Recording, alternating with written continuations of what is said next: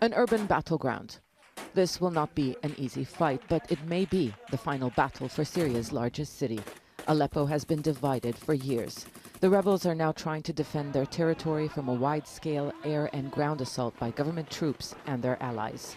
A front line cuts through what was once Syria's economic capital, and along it there has been fierce fighting. Years of conflict have turned much of this once thriving city into a wasteland, particularly the districts close to the front lines. There's hardly anyone left in the district. Only 2 or 3 families stay here. The water and electricity has been cut off for over a year now.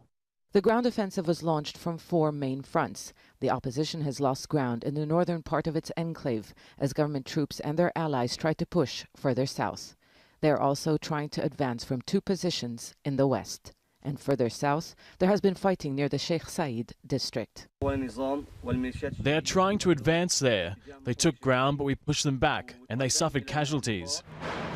It's not clear if the rebels who have been besieged for weeks can hold their ground, and it is not clear if the government will be able to win in what could be a long war involving street-to-street fighting. The Syrian army has again told the rebels to leave, offering them safe passage.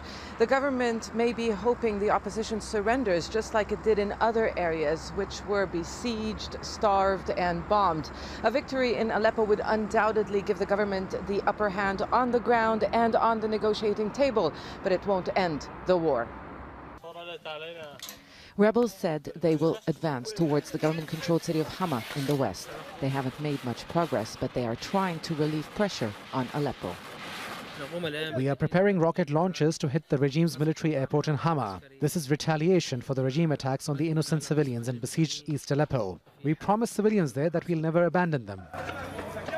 The people of East Aleppo are under bombardment. The airstrikes don't stop. They've already killed hundreds in recent days. The UN says urgent action is needed to end what officials say is the living hell. But the Pilgrim forces are tightening the siege, pushing forward and giving the 270,000 people trapped the choice to surrender or die. Zana Khudr, Al Jazeera, Gaziantep.